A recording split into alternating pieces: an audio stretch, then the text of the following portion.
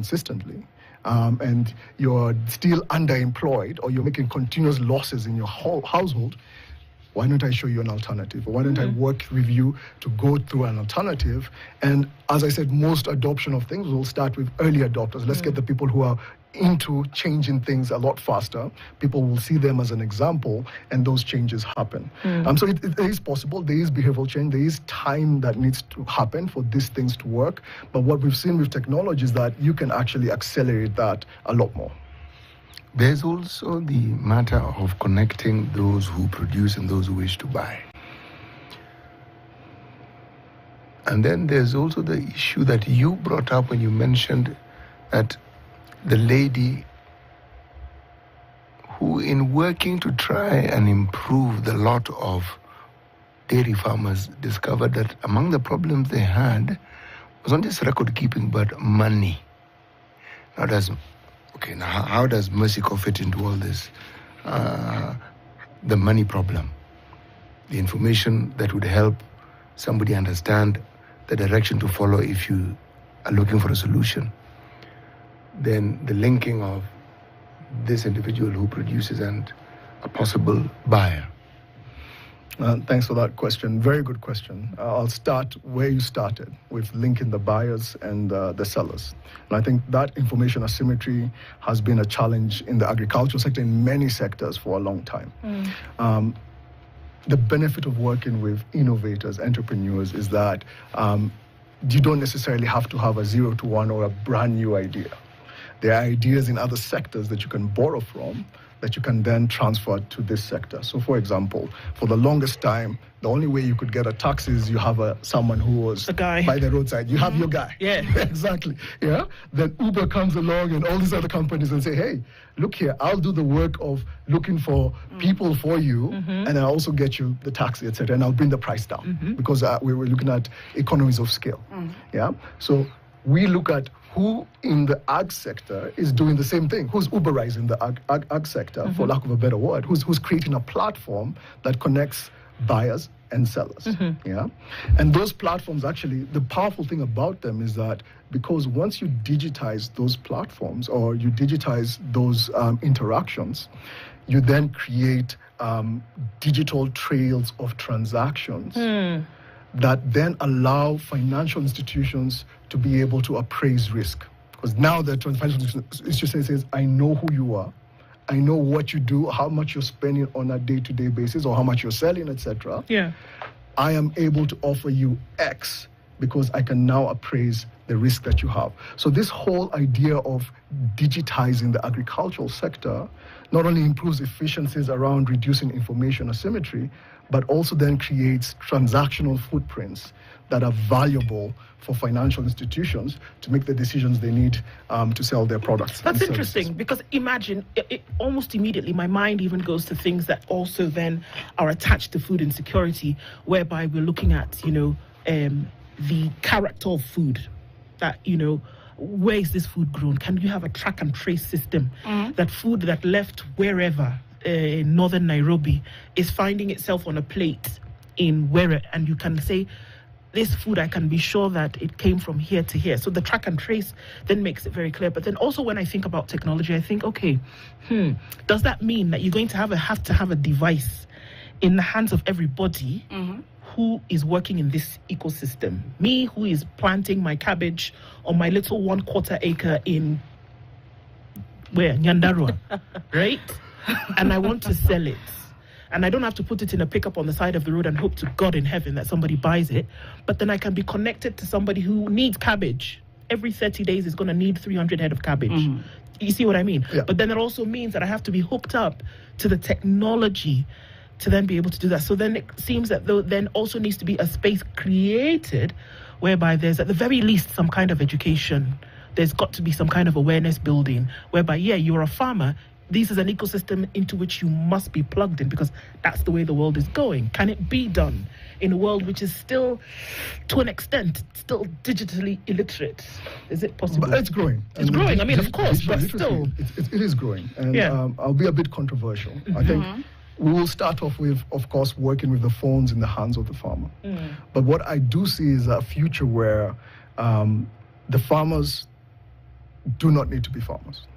You will get the technology and the solutions to do the farming for you, just like how Uber created a new market around taxis. You'll get technology, or you'll get players and actors who are leveraging technology to do a lot of that farming work. And many of the people who are trapped in farming will probably move into other sectors in those rural economies. They will either be the ones working on this technology solutions, there'll be service providers, etc. So I do see that there will be a lot of changes that are happening, but definitely right now, we do have to work with what we have, which is that mobile phone in the farmer's hand. All right, I want to bring up something about, strengthening these communities, because there's one thing to empower and then there's another to actually strengthen them. And you work with not just Kenya, but Africa.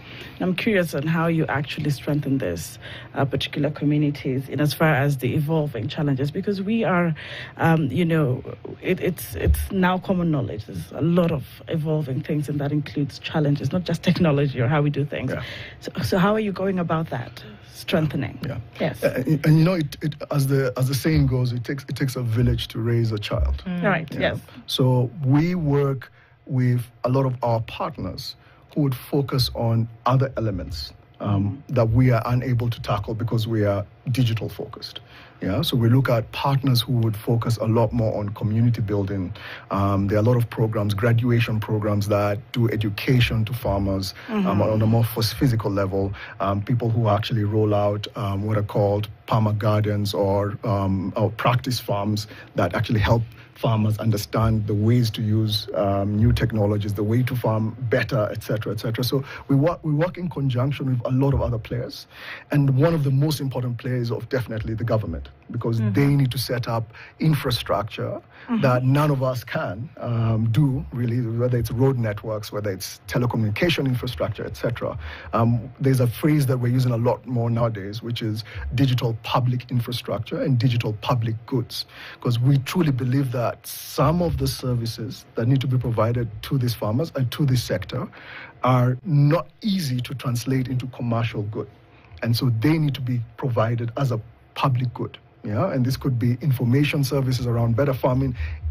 Probably a lot of companies have tried to sell this kind of products, and it's not easy to actually get returns from them. So there are some services that need to be a public good that really help to push the sector forward. And that's how we call it an ecosystem building approach, is really coming around, bringing all the different actors together and having conversations around how do we then use our different competencies, our different approaches to really make a difference for the communities that we all intend to serve. At the end of the day, it's the same target person that we're looking at.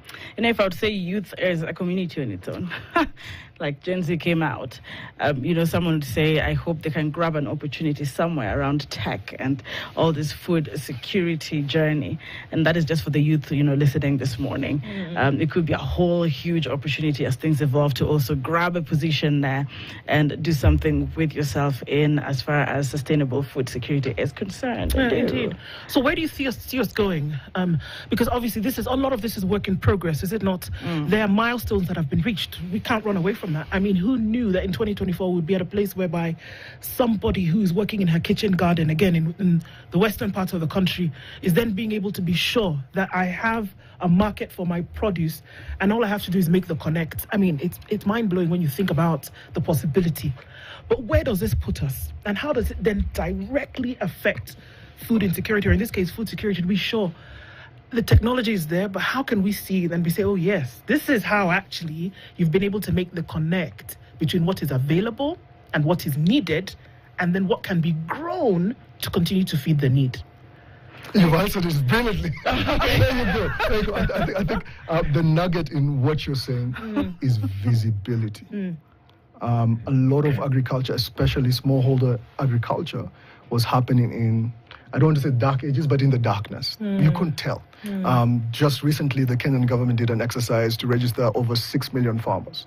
Why is it important to register? Because you need to know where they are. What are they farming? What are they doing? That's the only way you begin to then give them services that they require to improve what they're doing. So in what you're saying in your question, that visibility, and that's what technology does, is that it actually allows us to then see what is happening in the market, and then we can then make strategic decisions on, okay, let's take this direction, because to make the change that we need to make to ensure that food security is there, as well as prosperity for our smallholder farmers. It's not just about a question of food security, it's also about a question of employment. Yeah? How do we ensure that the incomes that farmers are getting on their farm are able to sustain their livelihoods?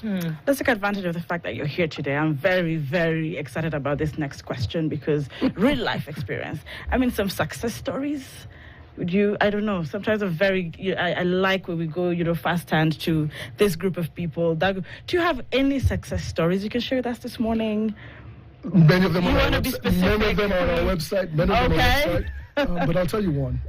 There was a technology company that pivoted its solution quite a bit. And what they were doing, they were digitizing marketplaces like Markiti to improve the way transactions and trade happened. And one of the things they found is that due to climate change and adverse weather effects, a number of markets that they had digitized had faced quite a bit of calamities due to flooding. Right. And you see a lot of these traders had lost their produce in the farm itself because they did not, in the marketplace, because they did not have prior information on whether there'll be flooding, they did not know they did not have insurance, etc.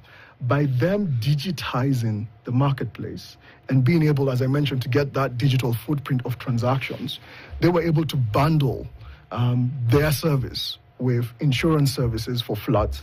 Okay. So that those traders, when they have an occasioned event, would be able to be covered. Some of the losses would be covered. And that's already improved their life, their confidence about trading and working in the market. And of course, the adoption of that technology because they want to do it. And then going beyond that, they also provided weather information so that farmers, so that those traders can know, okay, wait a minute. If my source of produce is largely from this area location, there'll be roads that are flooded, etc. It's going to be much harder. I need to look for alternative places to get the produce into the market, etc. That's one example, and that's actually a company that's growing right now. They just raised over $500 million $500,000 to continue to expand their services in Nigeria and in Kenya. So, we've seen a lot of cases like those, throughout the years. Okay. So in a last question, in about a minute, how then would Mercy Corps work with government? We can't run away from government contribution towards this, especially in Kenya, where we keep hearing agriculture, backbone of the economy. So a lot of government officials, especially the agricultural sector players, do participate in a lot of our convenings where we bring the whole stakeholders in the sector together to really discuss what are our findings, what are the findings of our different partners, and then how can some of the interventions that government is doing really be focused and rigorous around the insights that are coming up from those discussions. So we do work with them from a workshop convening perspective. We do have conversations with certain government bodies like CalRO, etc. We have worked with them to design some of the technology solutions that they are working with right now. We have a platform that is actually aggregating digital content from scientific bodies like the CGR, CalRO, etc., and then modifying that content so that it can be easily dispersed and understood by farmers through what we call farmer-facing organizations. And the organizations that we work with are predominantly government institutions, so the CalROs and the research institutions across different countries. So there is that.